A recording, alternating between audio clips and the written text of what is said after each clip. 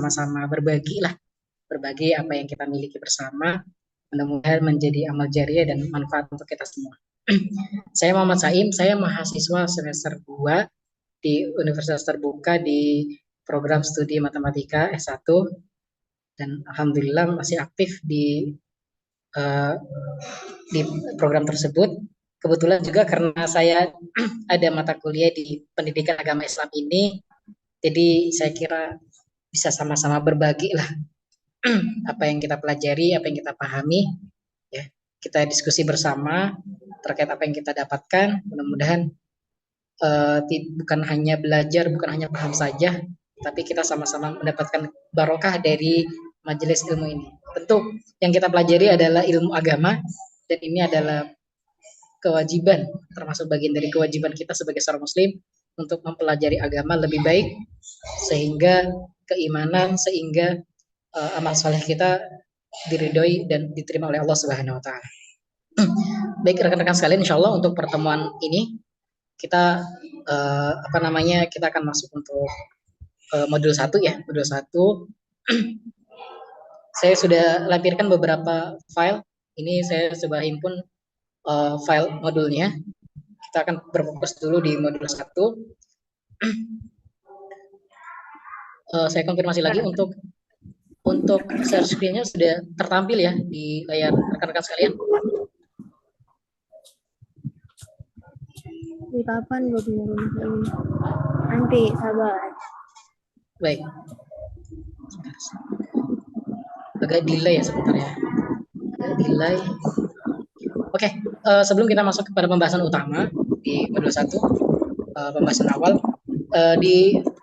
saya mengamati banyak terkait tentang pendidikan agama Islam ini atau PMP ini. Kebetulan ini kita pakai edisi kedua ya, edisi kedua ini memuat 9 pembahasan. Pertama terkait tentang ketuhanan, kemudian manusia, masyarakat, hukum, moral. Maret itu masih 20 tahun tahu gua. Masih bisa tahu lo tahu. Sorry, gimana? Fisik. Nah? Maaf. Iya sih. Oh iya. Baik, saya lanjutkan lagi. 9 modul ini membahas tentang pertama ketuhanan, kemudian manusia, masyarakat, hukum, moral, iptek ya, ilmu pengetahuan, teknologi dan seni, budaya, politik dan kerukunan antar umat beragama. Jadi hal ini memang sangat general sekali, sangat umum sekali. Kalau kita bicara tentang pendidikan agama Islam secara eksplisit ya, secara mendalam itu konteksnya banyak sekali yang dibahas. Entah itu dibahas adalah bidang akidah,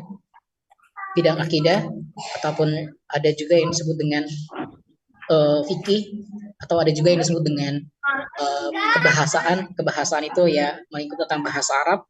Jadi tools tersebut itu memang berkaitan satu sama lain, dan kebetulan karena kita ini menggunakan termasuk materi kuliah umum, ini yang dibahas adalah secara general, secara umum.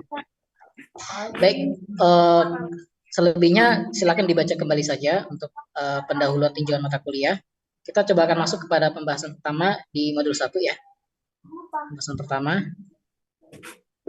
Iya, gue belum makan ikan. Nggak delay ya. Apa ini?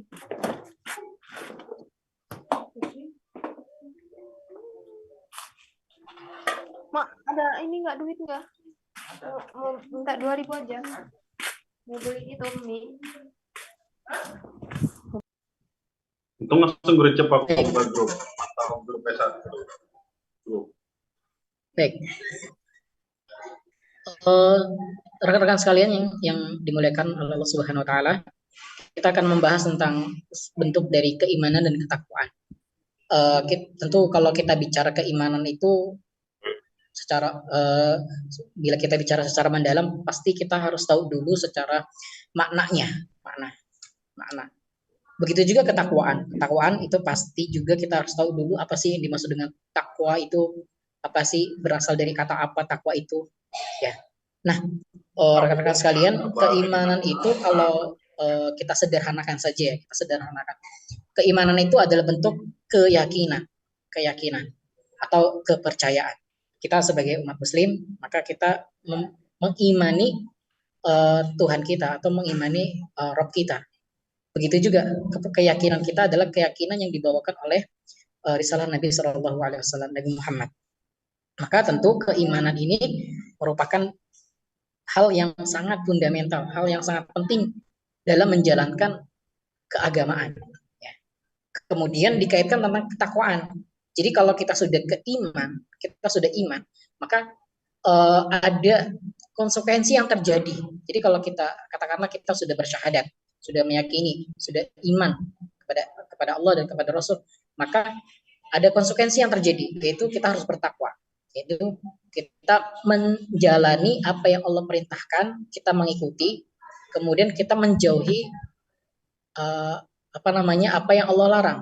Jadi sudah ada konsekuensi ketika kita sudah beriman. Maka di sini dalam perspektif dalam ajaran Islam, dalam pandangan Islam, tentu bahwa manusia itu tergolongkan berdasarkan keimanannya itu ada dua. Ada yang disebut dengan non-muslim atau non-iman atau orang yang tidak beriman. Kalau dalam bahasa Qurannya itu disebut dengan kafir, kelompok kafir. Dan yang kedua adalah kelompok mukmin. Jadi antitesa dari mukmin itu adalah tidak mukmin. Tidak mukmin itu maksudnya adalah kafir. Nah, rekan-rekan sekalian, keimanan itu berasal dari kata amana yu'minu. Amana yu'minu. Amana yu'minu itu dari bentuk fi'il madi, kemudian yu'minu itu adalah bentuk fi'il mudhari yang artinya adalah kepercayaan. Kepercayaan, keimanan, atau hal-hal yang benar gitu, iman. Sebagaimana dalam firman Allah Subhanahu wa taala, wa minan nasi may yattakhidhu min dunillahi andada. Dan di antara manusia yang mengambil dari selain Allah sebagai tandingan. Yuhibbunahum kahubbillah. Mereka mencintai sebagaimana mencintai Allah. Walladzina amanu asyaddu hubba lillah. Dan orang yang beriman tersebut sangat cintanya kepada Allah Subhanahu wa taala. Di sini jelas bahwa di sini disebutkan kata iman, ini orang-orang yang beriman tersebut mencintai Allah, sangat mencintai Allah. Menggunakan ismun tafdil. Ismun tafdil itu bentuk makna yang sangat asyaddu.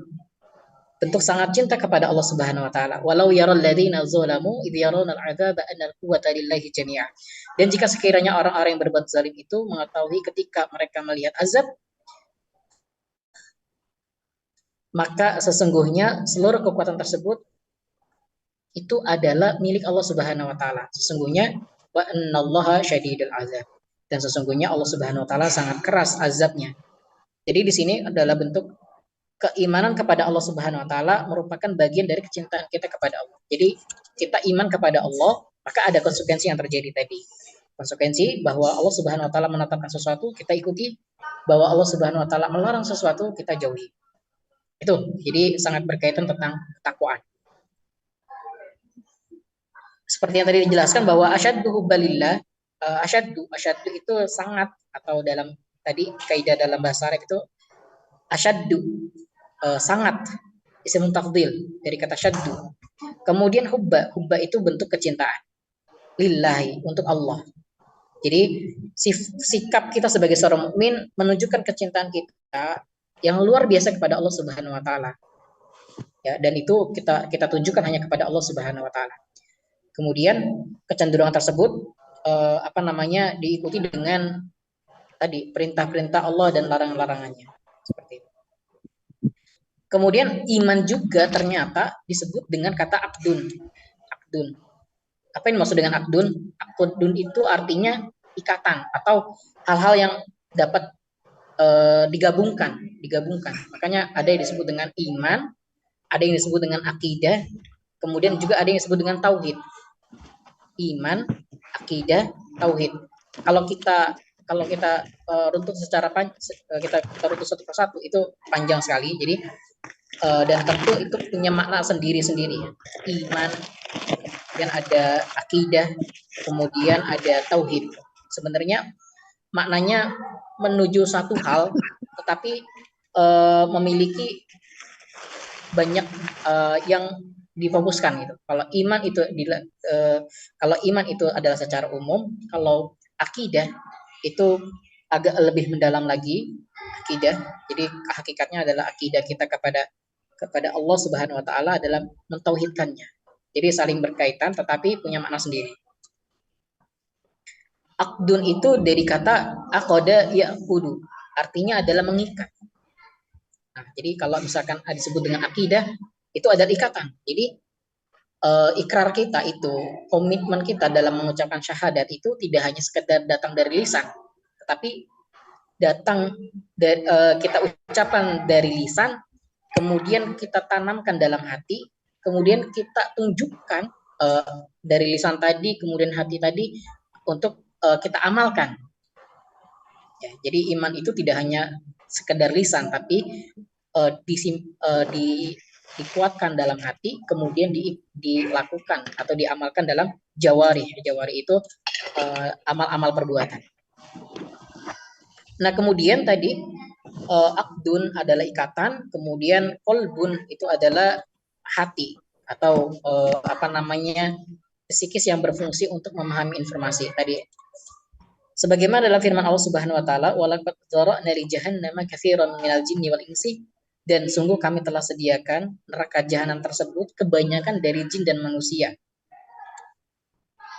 Lahum qulubun la yafqahuna biha. Mereka itu, yakni orang dari bangsa jin atau manusia itu, mereka itu mempunyai hati. Walakin la yafqahun.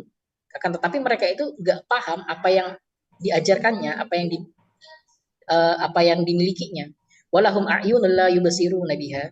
Mereka memiliki mata, memiliki pandangan, tapi tidak melihat dengannya. Walahum adhanun la yasma'una biha. Dan mereka juga punya telinga, tapi enggak mendengarkan. Ulaika kal an'ami bal hum adall. Mereka itu orang yang tadi punya pandangan, punya mata, tapi tidak digunakan dengan hal-hal yang baik. Mereka memiliki pendengaran, tapi tidak digunakan dengan hal-hal yang baik. Maka mereka itu sama saja seperti binatang ternak, bahkan mungkin lebih sesat. Balhum adol. Adol itu sama tadi isim tafdil yang bermakna sangat atau menunjukkan lebih gitu, menunjukkan lebih, kata lebih. Balhum adol, mereka lebih sesat. Ulaika humul ghafilun. Mereka itu adalah orang-orang yang lalai. Nah, tadi ya. Jadi bahwa keimanan tadi selain datang dari lisan atau diucapkan dengan lisan, tanamkan dalam hati dan amalkan dalam jawari, dalam keseharian kita. Makanya konteks ibadah itu tidak hanya sholat, tidak hanya zikir, tidak. Tapi konteksnya banyak. Ibadah secara lisan, ada ibadah secara jiwa, raga, ada ibadah secara harta.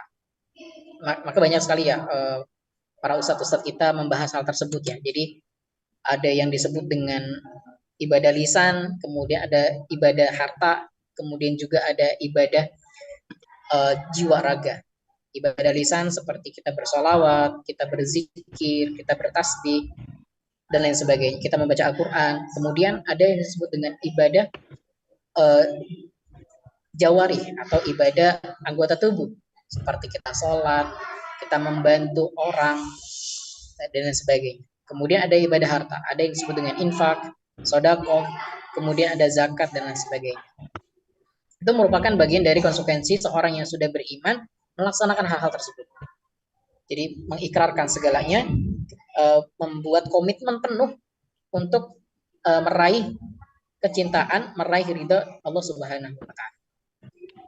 Seperti yang tadi dikatakan bahwa ikrar itu artinya adalah pernyataan atau ucapan atau komitmen ya. Ini saya tambahkan komitmen. Jadi ikrar itu tidak hanya sekedar mengucapkan saja, tetapi juga komitmen. Ikrar bil lisani dapat diartikan dengan menyatakan secara bahasa, secara lisan, ataupun secara tulisan. Amal bil arkan. Amal bil arkan ini adalah melakukan dengan rukun-rukunnya atau dengan karena ya tadi dengan ketentuan-ketentuannya. Kemudian wal amalu bil jawari, dengan lakukan dengan apa yang kita punya anggota tubuh tersebut kita kita amalkan atau kita lakukan. Baik, rekan-rekan sekalian, kemudian berikutnya bahwa struktur iman itu ada 3 aspek yang tadi disebutkan. Ada yang disebut dengan qalbun, lisan, dan amal.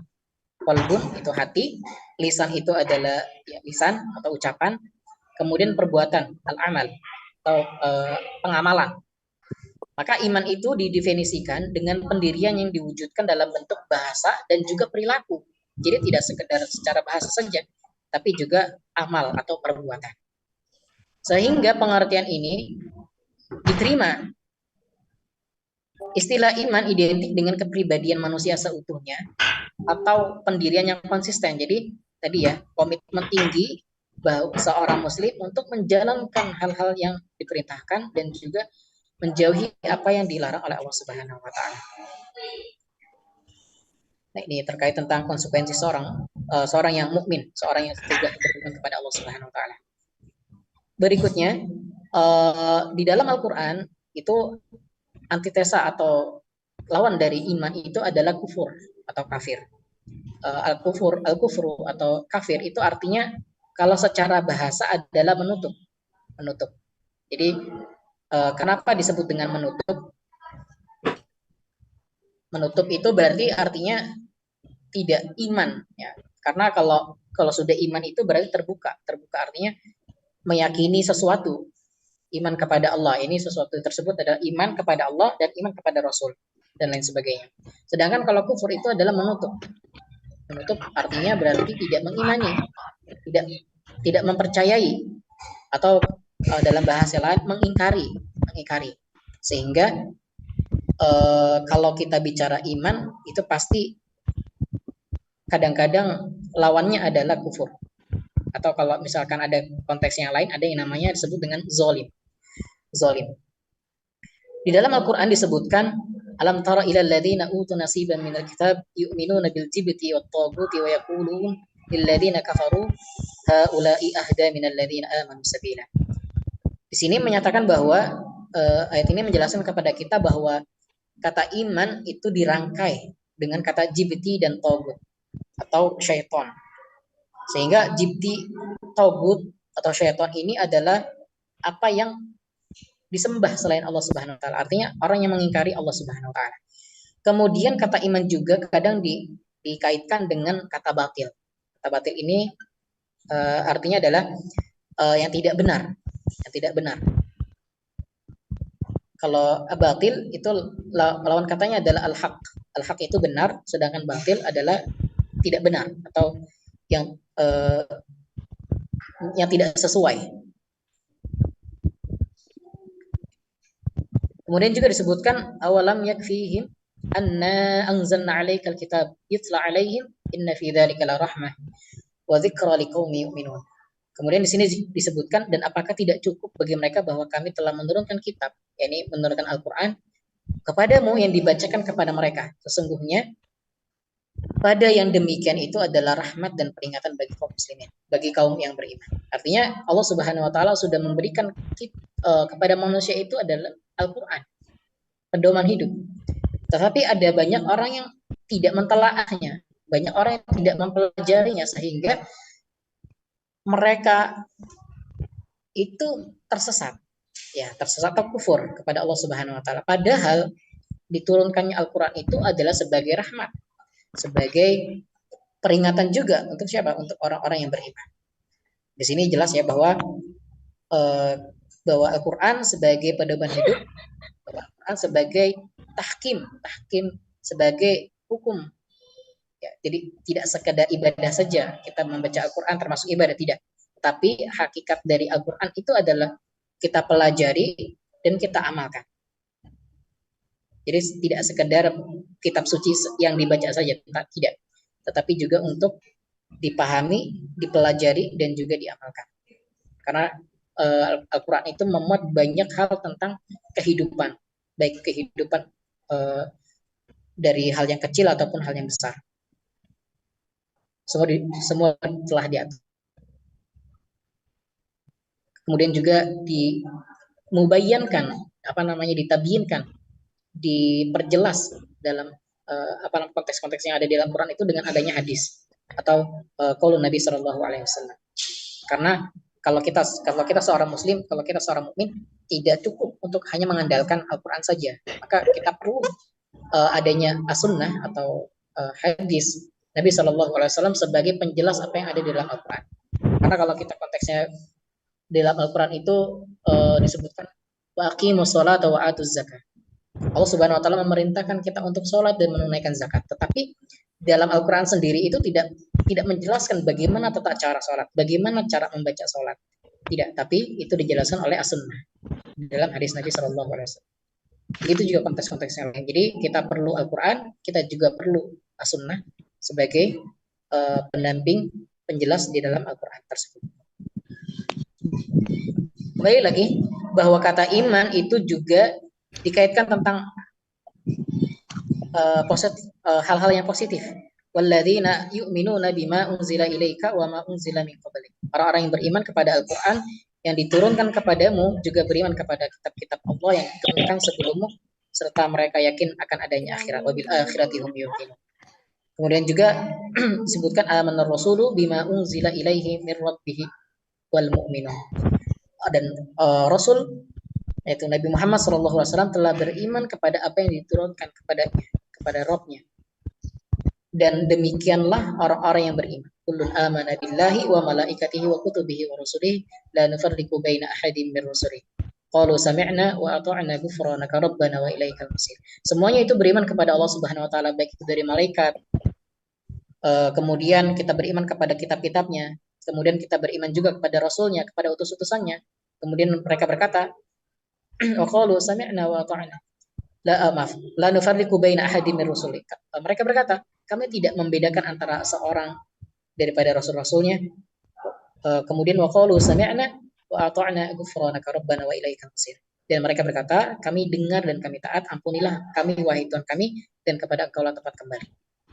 Oke.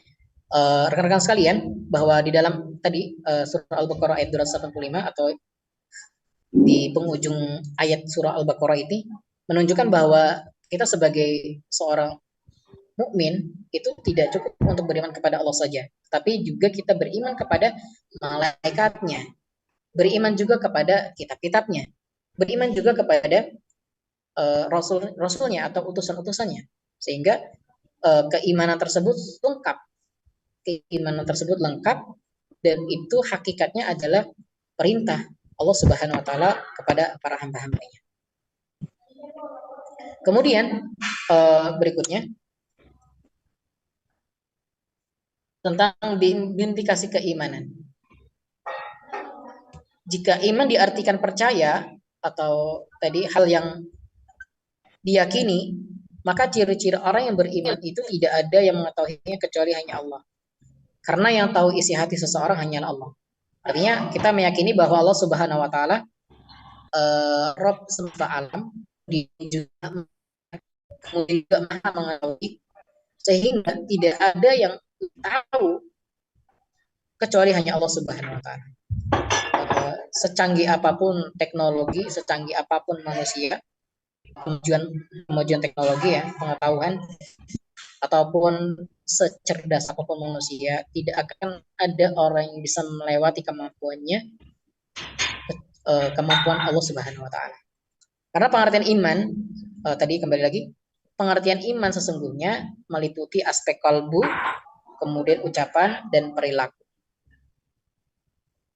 Sebagaimana dikatakan di dalam beberapa kitab akidah bahwa iman itu adalah tasdik al-jazim. Tasdik al-jazim ini artinya meyakini sesuatu dengan seyakin-yakinnya. Banyak sekali menyebutkan tasdik al-jazim. Al-jazim ini memang benar-benar harus dikuatkan. Jadi keimanan atau kepercayaan yang benar-benar harus diyakini seperti itu. Apa yang diyakininya? Ya, meyakini Allah, kemudian meyakini Rasulnya, kemudian kitabnya, kemudian malaikatnya, kemudian hari akhirnya, dan lain sebagainya. Dan ini sangat kuat sekali bagi seorang mukmin, harus berpegang teguh hal tersebut.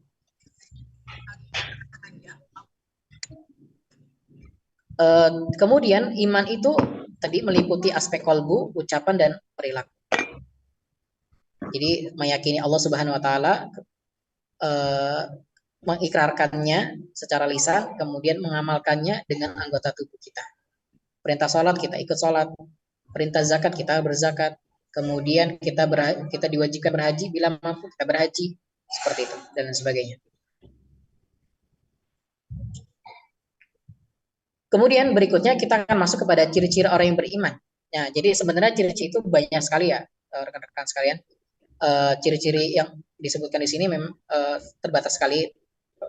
Sebenarnya bahwa ciri-ciri orang beriman itu sangat banyak yang diketahui ya, sangat banyak.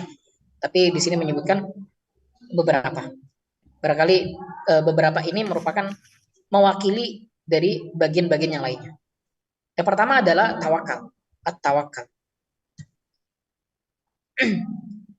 Allah Subhanahu wa taala berfirman, "Innamal mu'minuna alladzina idza dzukirallahu wajilat qulubuhum wa idza tuliyat 'alaihim ayatuhu zadatuhum imana wa 'ala rabbihim yatawakkalun."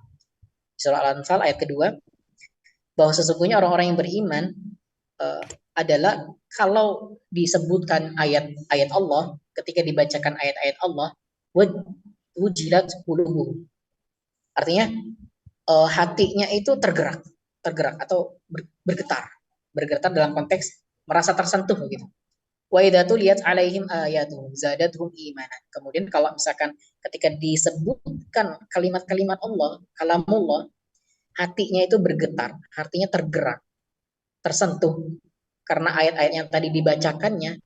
Nah, karena tanda hati tersebut tergerak atau tergetar, itu adalah bentuk keimanan kepada Allah Subhanahu wa taala. Dan kalau kita pahami lebih dalam lagi apa yang disebutkan itu, nama-nama Allah, asma Allah ataupun kalamullah, maka bertambahlah iman kita, kemudian bertawakalkah kita kepada Allah Subhanahu wa taala. Iman menambah iman kita, kemudian kita bertawakal kepadanya, kepada Allah Subhanahu wa taala. Bahwa tawakal ini, maksud dari tawakal ini adalah menyerahkan penuh kepada Allah Subhanahu wa taala atas segala urusan kita. Menyerahkan penuh kepada Allah Subhanahu wa taala, baik hal yang kecil ataupun hal yang besar. Kalau dikatakan di dalam beberapa definisi yang lain, bahwa tawakal itu adalah i'timadul qalbu. Jadi kita itu sangat bergantung kepada Allah Subhanahu wa taala, baik dari hal yang kecil ataupun hal yang besar. Bergantung dengan hati kita. Ya. Meyakini bahwa Allah Subhanahu wa taala itu menciptakan segala sesuatu, baik hal yang memberikan kita kebaikan ataupun keburukan, itu hakikatnya Allah Subhanahu wa taala yang sudah atur ya.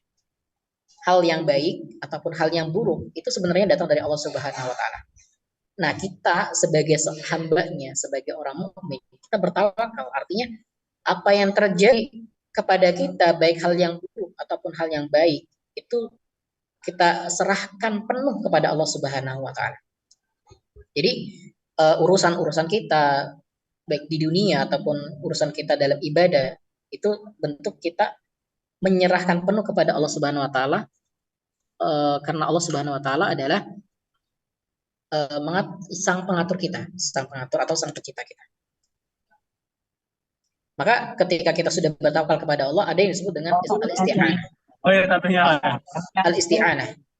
Al-isti'anah ini kalau kita sering baca surah Al-Fatihah itu iyyaka na'budu wa iyyaka nasta'in.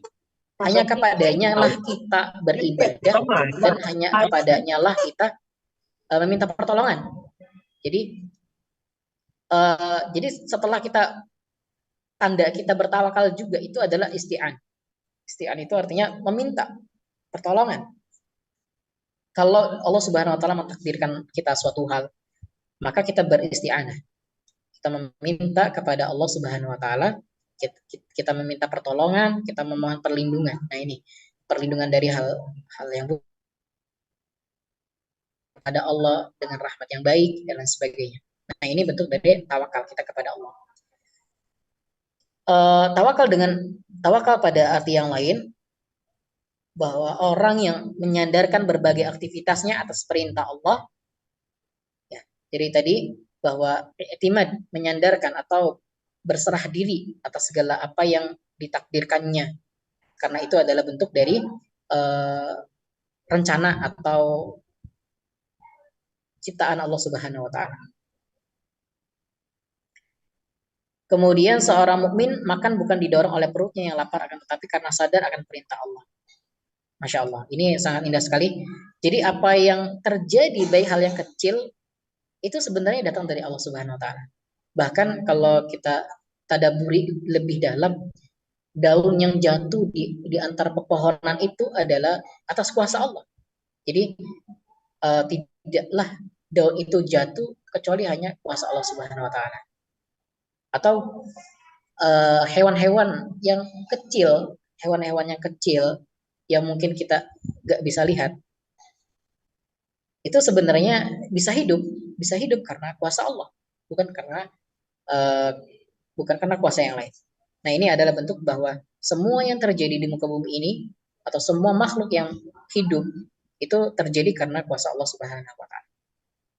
Allah Subhanahu wa taala berfirman, "Ya ayyuhalladzina amanu kulu min thayyibati ma razaqnakum washkuru lillahi in kuntum iyyahu ta'budun."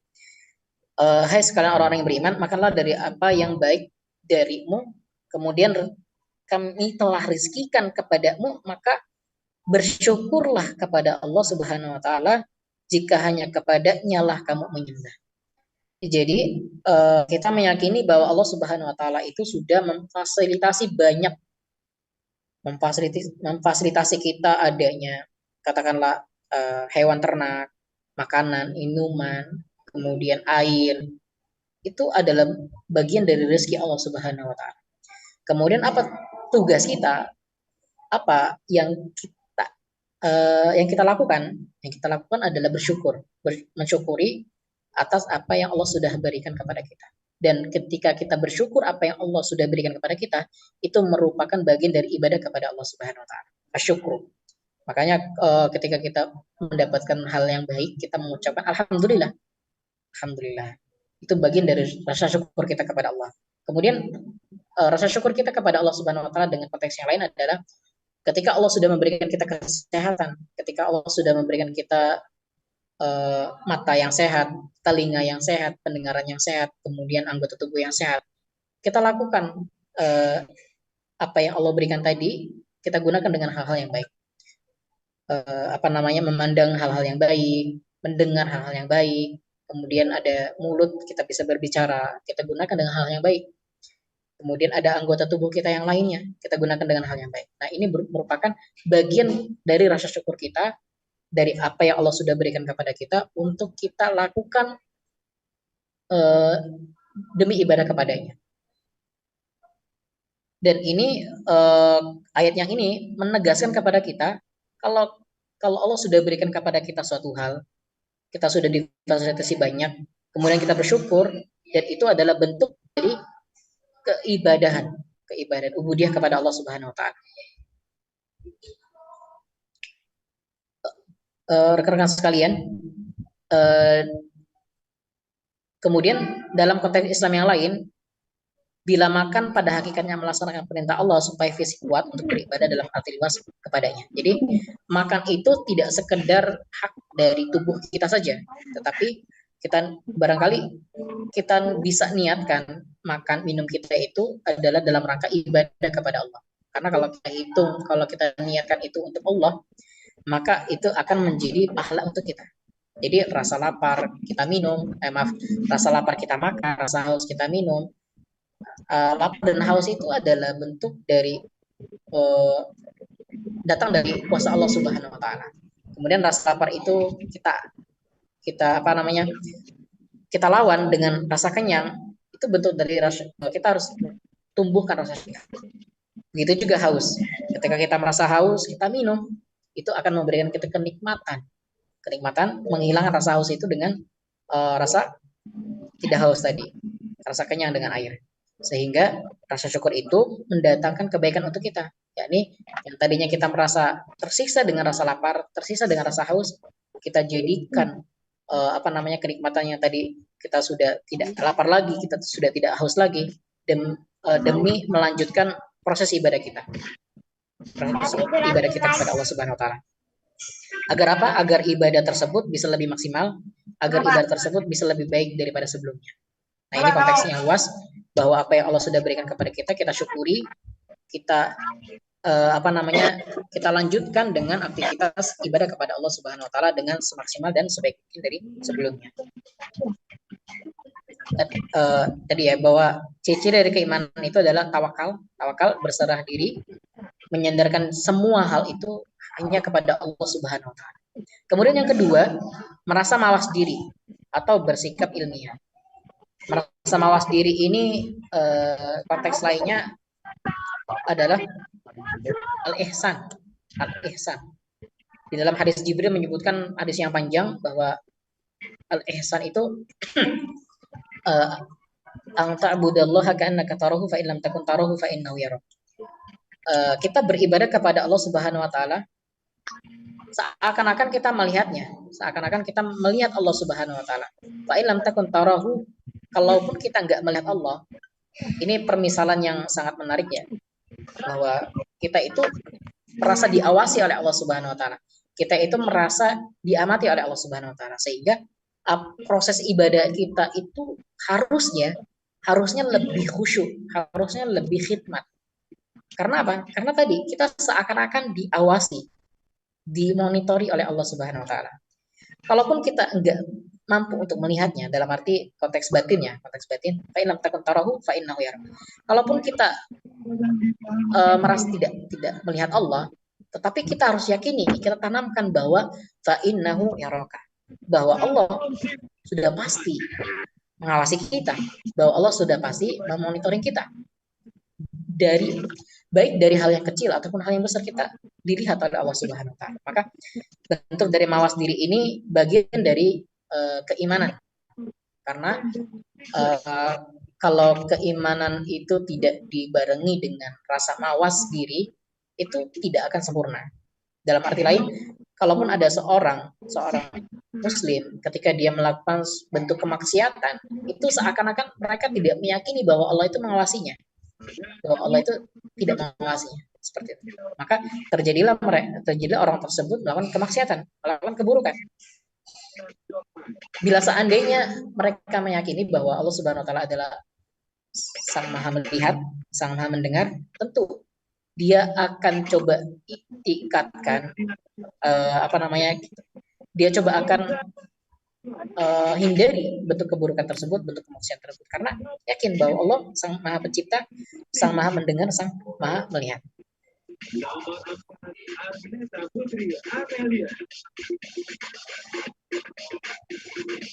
Berikutnya, di dalam firman Allah Subhanahu wa taala, qul a'udzu birabbin nas, malikin nas, ilahin nas. Di sini bentuk dari kita memohon perlindungan kepada Allah Subhanahu wa taala. Jadi kita tadi ya, al-isti'anah memohon perlindungan kepada Allah Subhanahu wa taala dari hal-hal yang buruk. Kemudian konteks yang lain, bahwa mawas diri ini ternyata sangat berhubungan dengan alam pikiran atau bersikap kritis dalam menerima informasi, terutama dalam memahami nilai-nilai dasar keislaman. Hal ini diperlukan agar terhindar dari berbagai fitnah. Jadi bahwa konteks yang lain tadi, bahwa mawas diri itu bentuk dari rasa takut kita kepada Allah, kemudian juga rasa kritis kita dalam mengelola atau dalam menerima informasi, atau bentuk dari nilai dasar keislaman. Sebagaimana dalam firman Allah Subhanahu wa taala, "Walladzi anzala 'alaikal kitaba minhu ayatum muhkamat." Allah lah yang menurunkan Al-Qur'an kepadamu. Di antaranya ada ayat-ayat yang muhkamat. Muhkamat ini ada yang sudah terdefinisikan, terjelaskan. Kemudian juga kunna ummul kitabi wa ukharu mutasyabihat, dan bagian yang lain itu ada yang disebut dengan mutasyabihat. Mutasyabihat ini lawan dari muhkamat. Mutasyabihat ini maksudnya adalah kalimat-kalimatnya itu masih perlu dijelaskan atau dirinci lagi. فَأَمَّا الَّذِينَ فِي قُلُوبِهِمْ زَيْغٌ فَيَتَّبِعُونَ مَا تَشَابَهَ مِنْهُ ابْتِغَاءَ الْفِتْنَةِ. Maka adapun orang yang hatinya cenderung, maka di ayat yang mutasyabihat. Jadi orang-orang yang cenderung dengan kesesatan atau apa namanya cenderung kepada hal-hal yang tidak baik, maka biasanya orang-orang tersebut mengikuti ayat yang mutasyabihat atau ayat-ayat yang dia simpulkan sendiri informasi tersebut tanpa ada informasi yang ilmiah, Kemudian وَمَا يَعْلَمُ تَأْوِيلَهُ إِلَّا اللَّهُ وَالرَّاسِخُونَ فِي الْعِلْمِ يَقُولُونَ آمَنَّا بِهِ كُلٌّ مِنْ عِنْدِ رَبِّنَا وَمَا يَذَّكَّرُ إِلَّا أُولُو الْأَلْبَابِ. Jadi tadi orang-orang yang cenderung kepada kesesatan itu suka banget sama yang namanya ayat-ayat mutasyabihat, sehingga ayat-ayat mutasyabihat itu akan dekat, akan berpeluang menimbulkan fitnah dan mencari takwil. Takwil artinya mengartikan sendiri, memaknai secara sendiri tanpa dasar ilmiah. Padahal proses tadi, padahal semua hal itu hanya Allah Subhanahu wa taala yang tahu. Maka di sini warasikhuna fil ilmi yaquluna amanna bi. Dan orang-orang yang mendalami ilmu, mereka berkata, kami beriman dengannya, yakni kepada ayat-ayat yang mutasyabihat, semuanya itu dari sisi Tuhan kami. Artinya baik dari ayat-ayat yang terdefinisikan atau ayat-ayat yang perlu didefinisikan, tadi ayat muhkamat atau mutasyabihat, itu adalah ayat-ayat Allah Subhanahu wa taala. Wa ma yadzakkaru illa ulul albab. Dan tidak dapat mengambil pelajaran melainkan orang-orang yang punya pikiran. Jadi orang yang bertafakur, orang yang bertadabbur, orang yang penuntut ilmu itu pasti dapat mengambil pelajaran apa yang dipikirkan.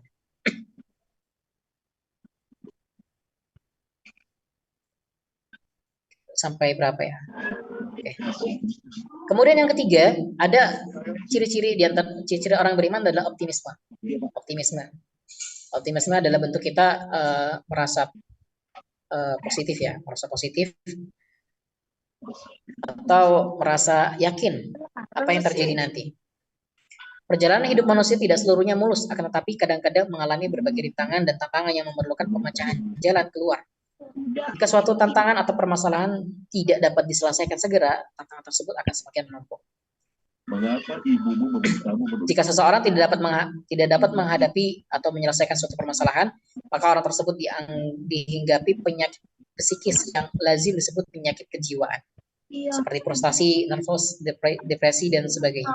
Sehingga Al-Quran memberikan petunjuk kepada umat manusia untuk selalu bersikap optimisme, karena pada hakikatnya tantangan merupakan pelajaran bagi setiap manusia. Sebagaimana dalam surah Al-Insyirah, wa wada'na anka wizrak alladhi anqadha dhahrak. Jika seseorang telah merasa melaksanakan sesuatu perbuatan dengan penuh perhitungan, tidaklah perlu memikirkan bagaimana hasilnya nanti, karena hasil adalah akibat dari suatu perbuatan. Intinya adalah bentuk sikap optimisme ini adalah bentuk akhlak yang baik, akhlak yang terpuji.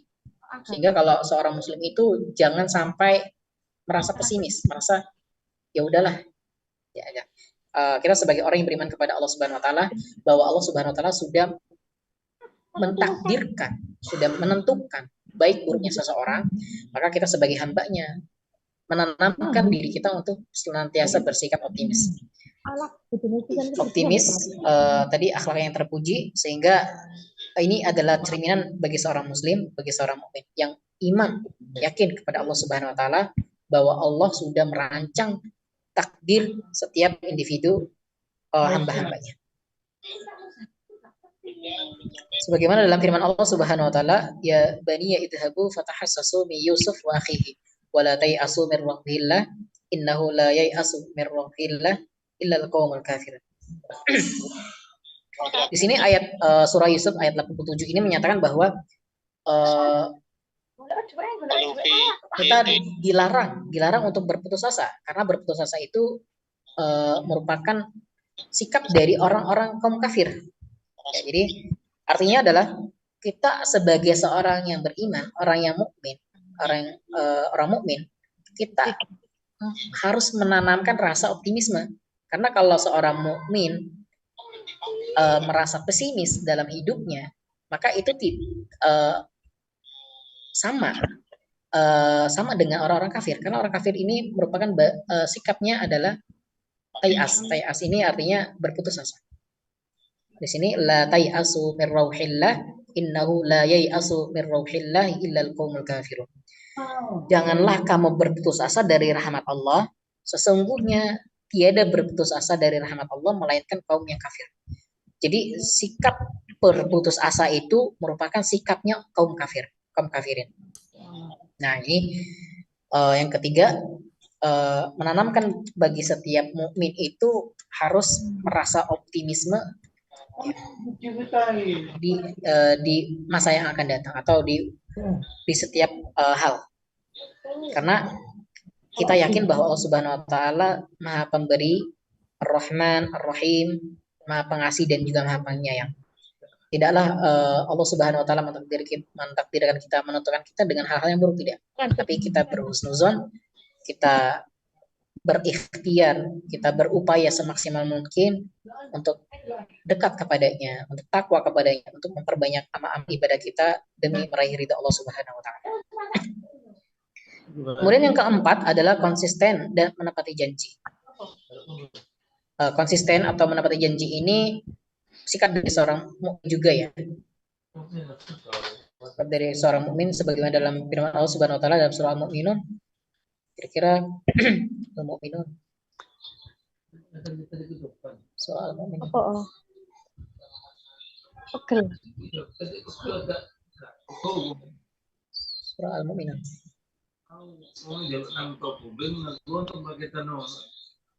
Nanti.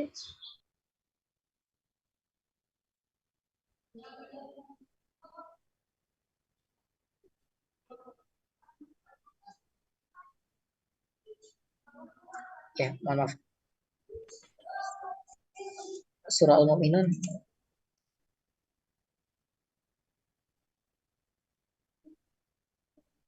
Walladzina hum li amanatihim wa ahdihim ra'un. Artinya adalah dan sungguh orang yang memelihara amanat-amanat dan janjinya. Jadi ini bagian dari sikap dari seorang mukmin, ya ini adalah ketika diberikan amanah, ketika diberikan kepercayaan, dia menempatinya, dia memeliharanya, dia menjaganya. Maka janji itu sebenarnya bagian dari hutang. Ketika misalkan seseorang menepati janji, itu sama saja dia membayar hutang. Kemudian janji ini lawan kata dari ingkar. Ketika seorang diberikan amanah, ketika seorang diberikan kepercayaan, namun dia mengingkarinya, maka dia disebut dengan pengkhianat. Sebagaimana dalam firman Allah Subhanahu wa taala, ya ayyuhalladzina amanu aufu bil uqud. Hai orang-orang yang beriman, sempurnakanlah segala janji. Yang diseru adalah orang-orang yang beriman, orang yang percaya kepada Allah. Apa perintahnya? Adalah aufu bil uqud. Artinya sempurnakanlah segala janji-janjinya. Uhillat lakum bahimatul an'am illa ma yutla 'alaikum ghairu muhillis shaidi wa antum hurum innallaha yahkumu ma yurid. Ini konteks yang lain. Jadi intinya adalah ayat ini menegaskan kepada kita Allah Subhanahu wa taala memerintahkan kepada kita untuk menyempurnakan segala janji. Ya, berkaitan juga dengan ayat tadi surah Al-Mu'minun, walladzina hum bi amanatihim wa ahdihim ra'un. Di antara sikap dari orang yang mukmin itu adalah memelihara amanahnya dan juga menjaga janjinya. Penjelasannya adalah seorang mukmin senantiasa akan menepati janji Allah sesama manusia atau dengan lingkungannya. Seseorang mukmin adalah seorang yang telah berjanji untuk berpandangan, bersikap dengan yang dikehendaki Allah. Jadi kita sebagai seorang mukmin harus bermuamalah, harus bergaul, harus berinteraksi kepada sesama kita dengan interaksi yang baik. Allah Subhanahu wa taala memerintahkan kita untuk jujur, kita berlaku jujur. Allah Subhanahu wa taala memerintahkan kita untuk tidak berbohong, kita tidak berbohong.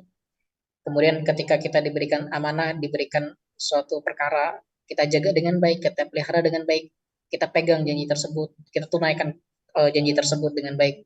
Dan ini merupakan bagian dari akhlak yang terpuji, akhlak yang mulia.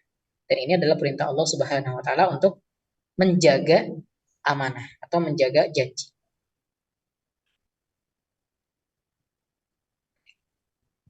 Kemudian yang kelima adalah tidak sombong. Tidak sombong. Kesombongan merupakan sifat yang tercela. Jadi kesombongan ini akan membahayakan kita, membahayakan orang lain, dan juga membahayakan lingkungan sekitar kita. Seseorang yang telah merasa dirinya pandai karena kesombongannya akan berbalik menjadi bodoh lantaran malas belajar, tidak mau bertanya kepada orang lain yang dianggapnya bodoh. Karena ilmu pengetahuan itu amat luas, berkembang terus, maka orang yang merasa telah pandai jelas akan menjadi bodoh. Intinya adalah kita menjaga akhlak kita dengan akhlak sebaik mungkin untuk berlaku. Kebalikan dari sombong itu adalah tawadu, merasa rendah diri. Merasa rendah diri ini adalah bagian dari sikap seorang mukmin yang dimana ketika misalkan diterpa suatu hal merasa rendah diri, artinya tidak membanggakan dirinya di hadapan orang lain, tidak merasa lebih tinggi daripada orang lain, dan ini merupakan bagian dari perintah Allah Subhanahu wa taala untuk tidak bersikap sombong dan tetap merasa tawadhu. Sebagaimana dalam firman Allah Subhanahu wa taala, "Wala tusa'ir khaddaka lin-nasi wa la tamshi fil ardi marha." Marha di sini adalah bentuk kesombongan. Karena Allah Subhanahu wa taala mengilustrasikan bahwa janganlah berjalan dengan sombong di muka bumi. Jadi berjalan ini maksudnya konteks adalah interaksi, kemudian bermuamalah, kita bergaul dengan orang lain. Jangan bersikap sombong. Jangan bersikap sombong.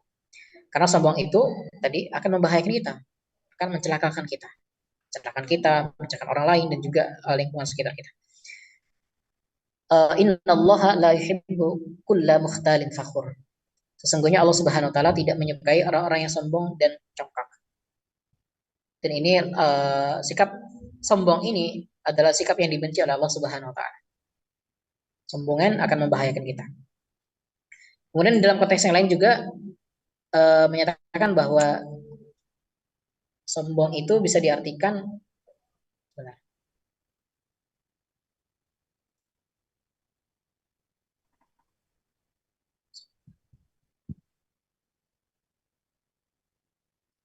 Rasulullah SAW bersabda dalam hadisnya, al-kibaru batrul haqqi wa ghamtun nas. Bisa juga sombong itu dimaknai adalah menolak kebenaran wa ghamtun nas dan juga memandang rendah orang lain. Hadis ini jelas ya bahwa sombong ini adalah sikap yang tercela, yang dimana sikapnya itu adalah menolak kebenaran, menolak kebenaran seperti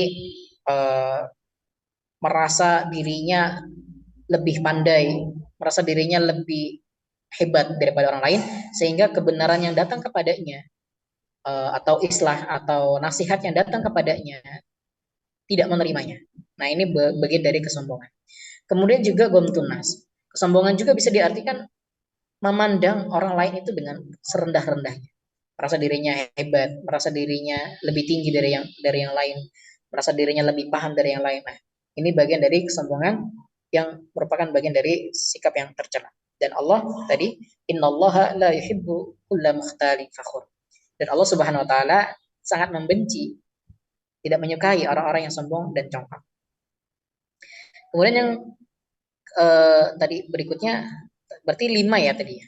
Bahwa di antara ciri-ciri dari keimanan kepada Allah Subhanahu wa taala adalah pertama adalah tawakal, kemudian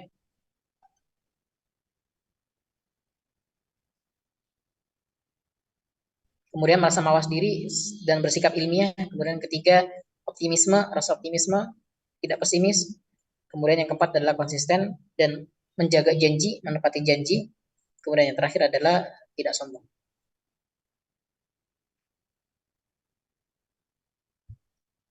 Baik, kira-kira sampai sini dulu, kira-kira nanti insya Allah kita akan lanjutkan. Barangkali ada pertanyaan atau ada diskusi terkait pembahasan kita tadi, bahwa ciri-ciri di antara orang yang beriman adalah sikap tawakal, kemudian mawas diri, kemudian yang ketiga adalah optimisme, kemudian yang keempat adalah konsistensi atau menepati janji, kemudian yang kelima ada terakhir tidak sombong. Kira-kira nanti kita akan bahas pertemuan berikutnya tentang pembinaan iman. Baik, saya rasa cukup untuk materi kita, penambahan materi. Barangkali ada diskusi atau pertanyaan boleh disampaikan. terkait materi kita? Silakan rekan-rekan, teman-teman sekalian.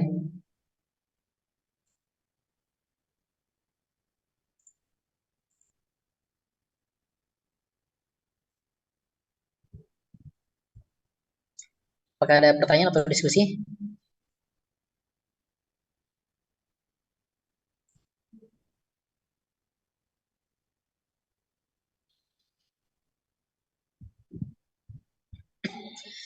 Izin bertanya, jika memang Allah Maha melihat, lantas mengapa masih banyak melakukan penyelewengan ataupun maksiat? Jadi yang salah itu siapa, sedangkan kita semua itu atas kehendak Allah berdasarkan surah Ar-Rum ayat 54. Baik, ini pertanyaan menarik sekali. Kenapa Allah Subhanahu Wa Taala mentakdirkan manusia ada yang kafir atau ada orang yang merusak, ada orang yang mencelakakan orang lain? Kenapa Allah Subhanahu Wa Taala diam atau tidak memberikan konsekuensi kepadanya? Banyak penyelewengan yang terjadi, banyak kemaksiatan yang terjadi. Ini pertanyaan yang menarik sekali. Bahwa sekali lagi, yang pertama adalah bahwa semua yang terjadi itu tahta masyiatillah, Jadi baik buruknya seseorang itu sebenarnya sudah ditetapkan. Hanya saja kita sebagai seorang mukmin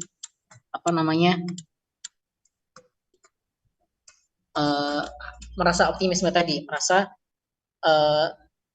berusaha bahwa kita senantiasa dalam jalan Allah Subhanahu Wa Taala.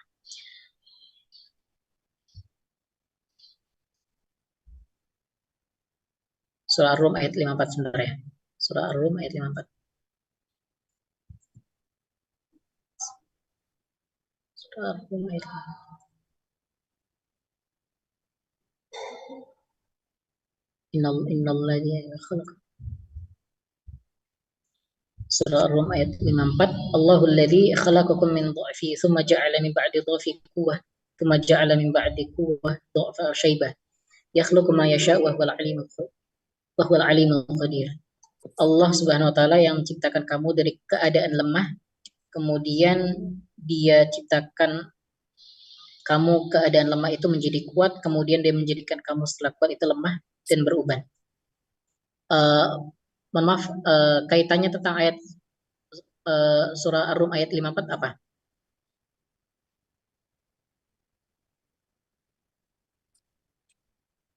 Ini sepertinya konteks yang berbeda ya, untuk takdir sendiri itu memang telah ditetapkan baik buruknya seseorang, sehingga bagaimanapun kita berharap kita terus berikhtiar di jalan Allah Subhanahu Wa Taala hingga akhir hayat kita, baik di sisi Allah Subhanahu Wa Taala. Makanya kenapa ada yang disebut dengan al-khawatim, sebagaimana Rasulullah SAW bersabda, innamal a'malu bil khawatim, bahwa sesungguhnya amal itu terhitung atau tercatat atau dinilai lah, ibaratnya dinilainya itu biasanya pada detik-detik terakhir. Biasanya orang-orang manusia mungkin di waktu mudanya dia iman, beribadah, sangat semangat, kemudian di akhir hari tuanya terjadi kegoncangan iman, sehingga ketika dia wafat dalam kondisi kufur atau dalam kondisi kafir kepada Allah Subhanahu Wa Taala. Nah, yang terhitung itu adalah di penghujung hidupnya yang dihitung, karena baik semangat apapun amal ibadahnya, namun ketika di akhir hayatnya itu adalah dia ingkar kepada Allah atau kufur kepada Allah, maka itu yang dia akan dinilai. Beda, contoh lainnya adalah dia semasa mudanya dia musyrik atau kafir, kemudian pada saat di akhir hayatnya ternyata Allah Subhanahu Wa Taala mentakdirkan dia dalam kondisi Islam atau mendapatkan hidayah, petunjuk, sehingga di akhir hayatnya atau di akhir nafasnya dia mengucapkan iman atau syahadat kepada Allah, maka itu yang akan dinilai. Artinya dia orang beriman walaupun di masa hidupnya sangat buruk atau musyrik atau tidak beragama, seperti itu yang akan dinilai. Sebagaimana dalam hadis Nabi SAW, man qala la ilaha illallah dakhalal jannah. Barang siapa yang dia berkata atau mengikrarkan dirinya la ilaha illallah, dia masuk surga. Jadi ikrar itu bentuk dari komitmen kita untuk jaga kalimat agung tadi, kita jaga sampai akhir hayat. Jadi dia beriman, bagaimana keimanan kita itu dari waktu muda, dari masa usia muda sampai nanti akhir nafas kita.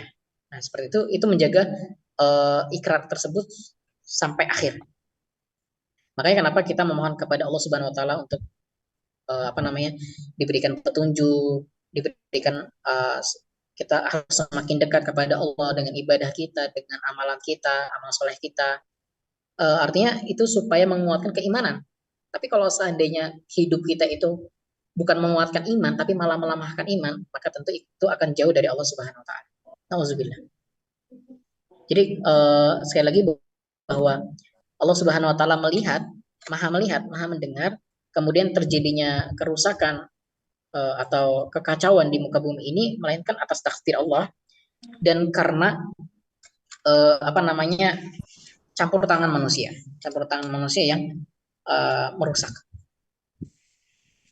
Dan maksiat itu terjadi karena hawa nafsu manusia.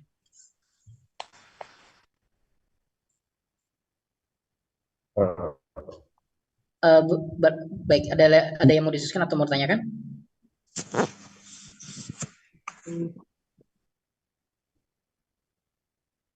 Teman-teman, izin Pak. Boleh. Itu tadi Pak, itu kan saya bertanya itu tadi Pak. Jadi di awal tadi saya mendengar dari Zoom tadi bahwasanya apabila orang tidak meyakini adanya Tuhan, lantas dia akan melakukan maksiat dan sebagainya. Nah, yang saya tanyakan di sini kaitannya dengan arum apa? Itu arti yang di penghujung ayat tadi kan Pak? Sebentar Pak ya. Di penghujung ayat tadi dia menciptakan apa yang dia kehendaki. Nah, yang saya bingungkan di sini Pak, adanya nih orang bermaksiat itu kan kalau sesuai dengan surah Ar-Rum ayat 54 itu sesuai apa yang dikehendaki oleh Allah gitu nah Pak. Jadi itu yang salah siapa Pak? Apakah hambanya atau gimana Pak? Mohon maaf, kaitannya tadi sekali lagi diulangi lagi untuk kaitannya sama surah Ar-Rum tadi apa? Ya, di sini kan dari surah Ar-Rum dijelaskan bahwasanya dan artinya aja Pak ya. Allah adalah zat yang menciptakan kamu dalam keadaan lemah, kemudian dia menjadikanmu kuat setelah keadaanmu lemah. Lalu dia menjadikanmu lemah kembali setelah keadaan kuat dan berubah. Nah, konteks yang saya ambil di sini Pak, di arti yang terakhir. Dia menciptakan apa yang dia kehendaki. Nah, itu Pak yang saya tanyakan di awal tadi Bapak berbicara di Zoom bahwasanya orang akan melakukan maksiat apabila dia tidak percaya atas adanya Allah, gitu nah Pak. Oh, baik. Sedangkan surah Ar-Rum dia menciptakan apa yang dia kehendaki. Jadi kalau seolah-olah saya hidup di dunia sebagai maling ataupun sebagai penjahat, sebagai mafia, itu kan sudah diciptakan dan dikehendaki Pak. Mohon penjelasannya Pak. Oh, baik, terima kasih. Baik, coba saya bantu untuk luruskan dulu terlebih dahulu di surah Ar-Rum ayat 54 itu ya. Sebenarnya di ayat tersebut itu satu utuh sebenarnya, satu utuh. Di situ Allah Subhanahu wa taala menciptakan Allahul ladzi khalaqakum min dha'fi tsumma ja'ala min ba'di dha'fi quwwah. Jadi kita diciptakan oleh Allah Subhanahu wa taala. Ini konteksnya konteks asal manusia ya, asal manusia. Jadi dari yang bayi kemudian menjadi kuat, menjadi dewasa, kemudian dari yang dewasa tersebut menjadi tua gitu. Di sini disebutkan yakhluqu ma yasha min dha'fi quwwah wa syababa wa syaibu. Jadi maksudnya itu dari yang lemah menjadi kuat, kemudian yang kuat menjadi lemah. Itu maksudnya dari usia bayi kita kemudian menjadi muda, kemudian dari muda menjadi tua. Itu sebenarnya. Itu konteksnya seperti itu. Jadi yakhluqu ma yasha wa huwal alimul qadir. Konteksnya seperti itu. Jadi itu sebenarnya utuh ya. Allahul ladzi khalaqakum min dha'fi tsumma ja'ala min ba'di dha'fi quwwah. Artinya Allah Subhanahu wa taala sudah ciptakan dari masa bayi kemudian menjadi muda, artinya punya power yang lebih banyak daripada yang masih bayi. Kemudian di power kita yang masih muda itu menjadi lemah. Nah, itu maksudnya seperti itu. Kemudian kira-kira seperti itu ya, ya Pak ya. Ya. Pak, ya.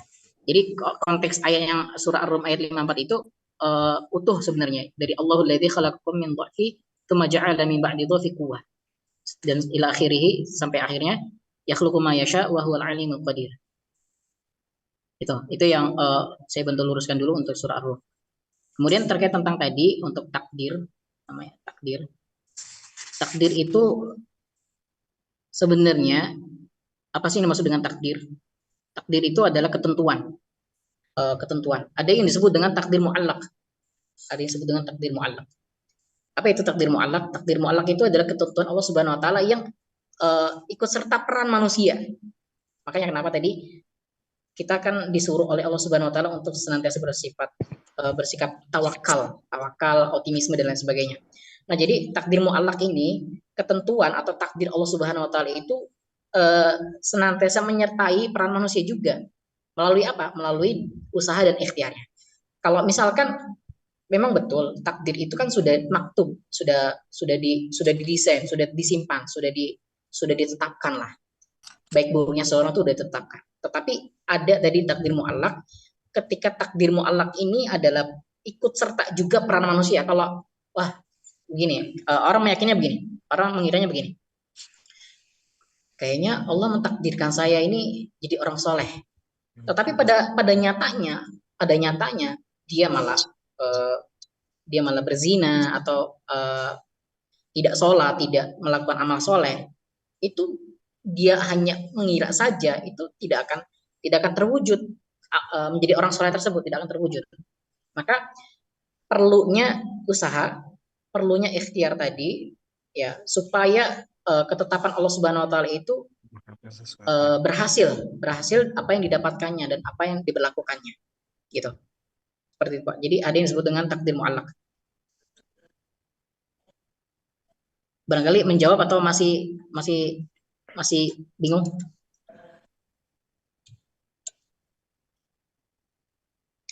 Kalau bicara secara luas, ada yang disebut dengan takdir mubrom tadi ya. Ada mubrom, ada mu'allaq. Kalau mubrom itu udah mutlak dari Allah, udah mutlak.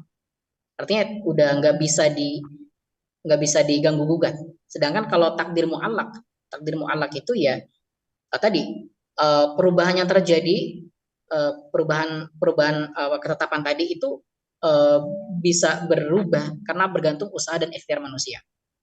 Seperti itu. Izin bertanya lagi Pak. Boleh. Membahas takdir mubram ataupun itu sudah ketetapan ya kan Pak ya?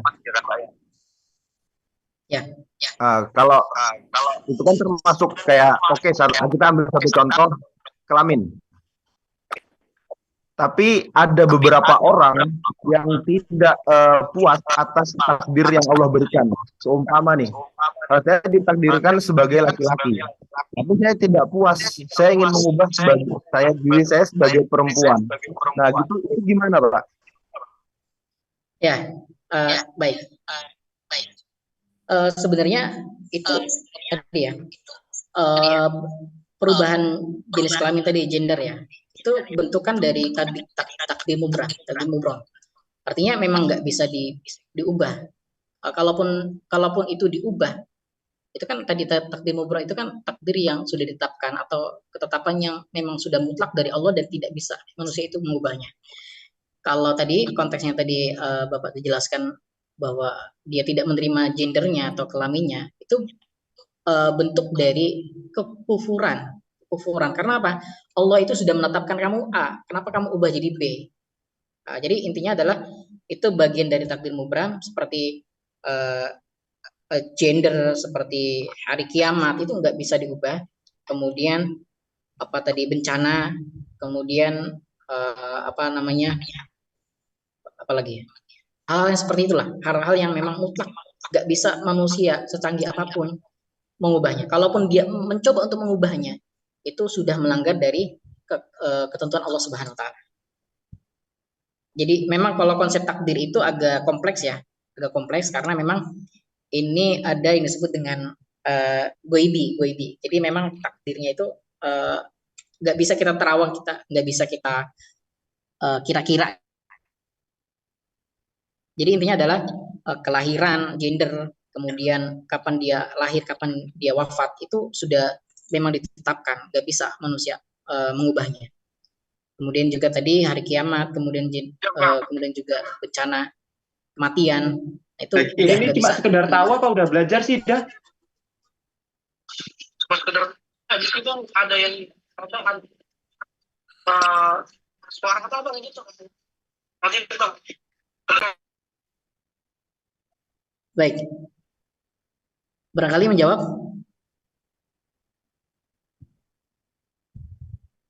Mungkin Baik, ada kawan yang lain Pak, yang kalau ingin bertanya ya kan, ya. beri kesempatan bagi yang lain Pak, jika ingin bertanya.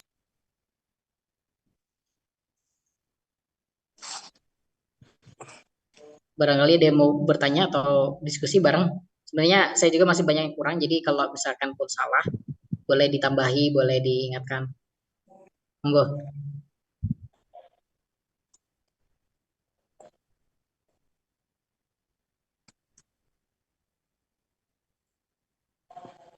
Baik, bila tidak ada, saya rasa cukup. Kalau memang tidak ada, sudah pukul 10.27.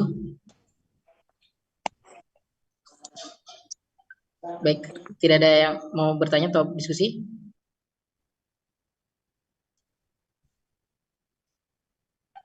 Baik, bila memang tidak ada, kita cukupkan dulu pertemuan kita hari ini. Insya Allah kita akan lanjutkan di waktu yang lain, di kesempatan yang lain.